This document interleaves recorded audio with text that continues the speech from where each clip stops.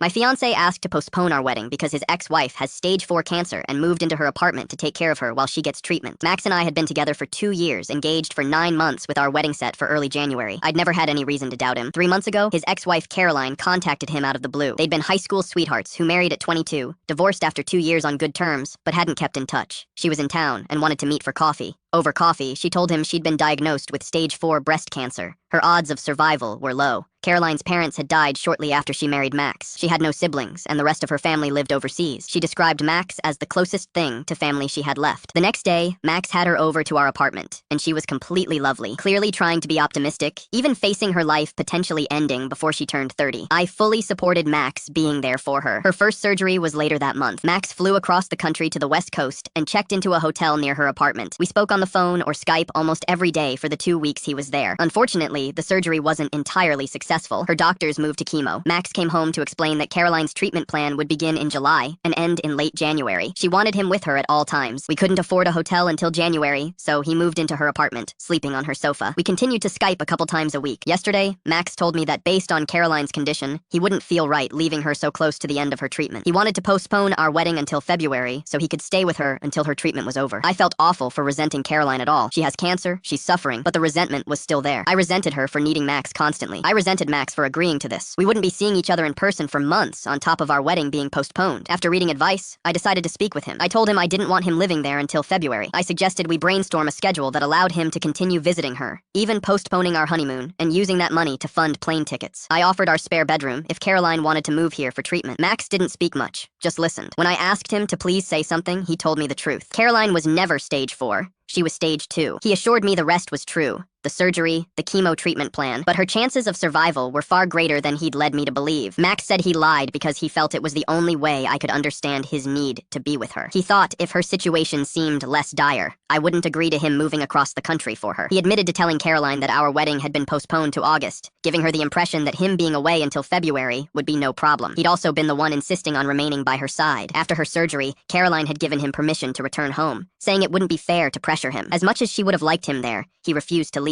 He told her that I supported this decision fully. Max swore he wasn't in love with her still, but I couldn't believe that. He'd lied to my face before she even visited our apartment. He'd warned me not to mention her being stage 4, as she was still extremely sensitive about it. I completely bought into that lie. He put his past with her over his future with me. I told him I'd be moving out as soon as possible. He kept apologizing, not very sincerely, just sounding tired. When I said I'd be moving out, he replied, "That's probably for the best. I'm realizing he checked out of this relationship a while ago. I'm moving back to my parents' house and canceling the wedding." Caroline's been completely innocent throughout all of this. My goal now is to be out before he comes home.